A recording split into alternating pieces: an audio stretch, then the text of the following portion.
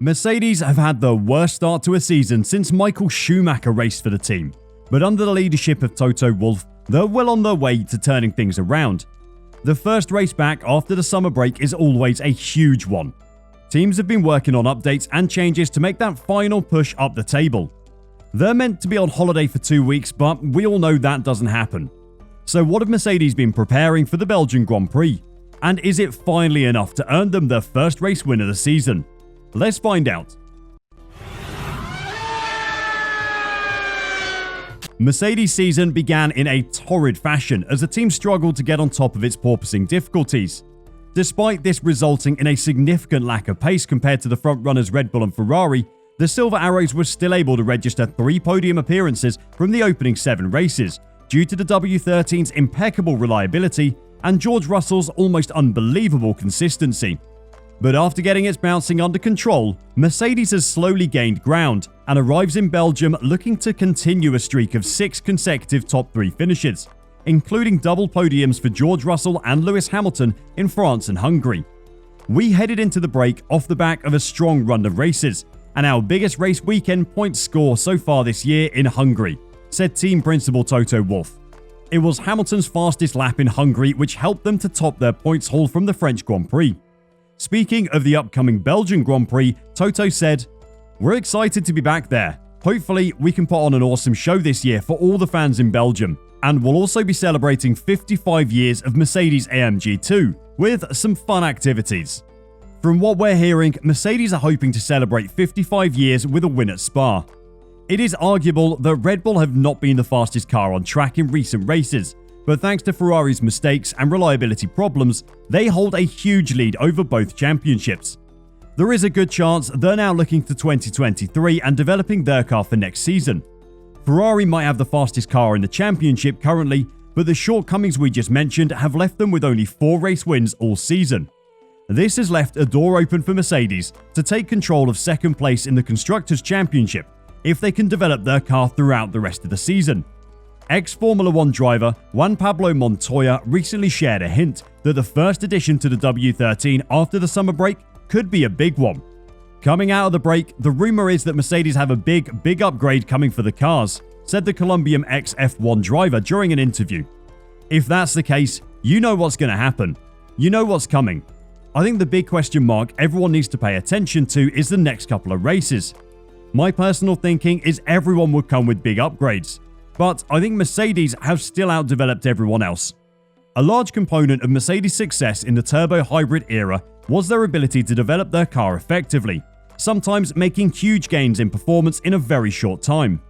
Red Bull may have the only celebrity aerodynamicist in the world, Adrian Newey, but the Mercedes team as a whole can outdevelop anyone once they understand what's happening with their car. Montoya continued, "Is Mercedes stepped so big that they will start winning every race and win the last 9 races and have a 1, 2, 7 or 8 times and have a shot at the Constructors' Championship while everyone else fumbles? Or their step is starting to fight against Red Bull and Ferrari? That is the more realistic version of what I see coming. Mercedes might have a shot at winning a couple of races this year if their development goes well." Montoya seems optimistic about what Mercedes are bringing to Spa, but catching up with the front 2 is going to take more than one upgrade. It requires Ferrari and Red Bull to upgrade their cars less. Or it requires them to be set back by something.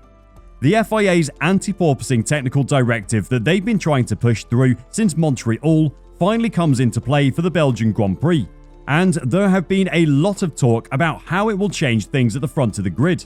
Ferrari have already openly admitted that they will need to make changes to accommodate the new tests.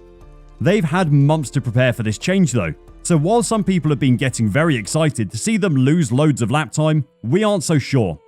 In Red Bull's case, they've said they don't need to make any changes to accommodate the new test. Despite this, people still seem to be convinced that they will be negatively affected by the new technical directive. Remember though that the rumor that they and Ferrari were the 2 that were abusing the rules started in the Mercedes camp. Despite Christian Horner's insistence his team won't have to make changes, the Red Bull boss has still been very outspoken about the changes the FIA are trying to make to stop porpoising in the future. I think the bigger discussion is about a potential regulation change for next year, Horner stated. That could be a major redesign of the car if the size of the floor were raised that they're talking about, and other aspects. I think that's a far bigger discussion. If either do see a negative impact on their performance due to the changes though, then Mercedes could definitely be in the mix for a race win. Members of the media are backing Lewis Hamilton and Mercedes to get their first race win at Spa as well. Damon Hill believes Lewis Hamilton can return from the summer break and get a first win of the season, with the 1996 world champion picking the Mercedes driver as his favourite for Spa. Hamilton, behind the wheel of an underperforming W13, was very slow getting off the mark this season, as Mercedes had struggled to curb their cars bouncing. But with 2 second places in a row in France and Hungary, he's ready to take that final step to the top of the podium. I think it's going to be Lewis, Damon Hill told the Beyond the Grid podcast when asked who was going to win in Belgium. I think if it's going to be anyone other than the obvious, Max Verstappen victory, then I think I'm going to plump for Lewis because I feel it in my bones he's going to win a race this year. I just think it could be situations at Spa that could fall into his lap a little bit. He added, "He's won there 4 times and teams make a big thing of momentum going into the summer break, don't they? Well, Mercedes had that because they would have had a front row lockout in Hungary had Hamilton not had the DRS problem in qualifying, so they had the momentum. It's easy to overlook the actual facts behind the momentum that Mercedes have. It gets used more as a feeling than a fact a lot of the time, but the facts are, as a team, they're finally finding consistently good results. In rounds 9, 10 and 11, Canada, Great Britain and Austria, Lewis Hamilton took 3rd place on the podium. He had only been up there once all season before then. Then in France and Hungary, Mercedes took 2nd and 3rd place on the podium. Before then, they hadn't managed better than 3rd place all season. It isn't just the individual performances though. Both drivers have been consistently challenging for podiums since Baku. Maybe the bouncing at the street circuit in Azerbaijan actually shook some parts into place. Formula 1 driver turned pundit David Coulthard believes Mercedes must show what the team has to offer in the last 9 races. The success of a comeback is just as important as its dominant 8 seasons in the sport. The former Formula 1 driver therefore expects an interesting second half of the season. I think there's every likelihood of Mercedes winning a Grand Prix. Let's remind ourselves, in previous years, people like Alpine and McLaren have won in seasons that, they've not been even close prior to those one-off races, so I do think it's feasible. This is an excellent point. The years when Alpine and McLaren won races, they were nowhere near competing for podiums on a regular basis. But Mercedes are now, and that puts them in a great position to either compete for race wins or make the most of a Red Bull or Ferrari retirement and take a win that way. Whether you're a Mercedes fan or not, the potential of a 3-way battle for race wins this season is incredibly exciting. Having another team in the mix makes the race tactics and pit stop strategy much more complex, and the consequences of making a mistake are much more serious.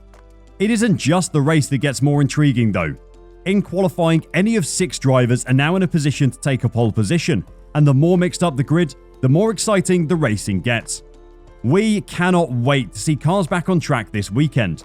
But what are you most looking forward to at the Belgian Grand Prix? And do you think Mercedes have what it takes to grab a race win this weekend? Let us know your predictions in the comments, and until next time, drive safe and bye for now.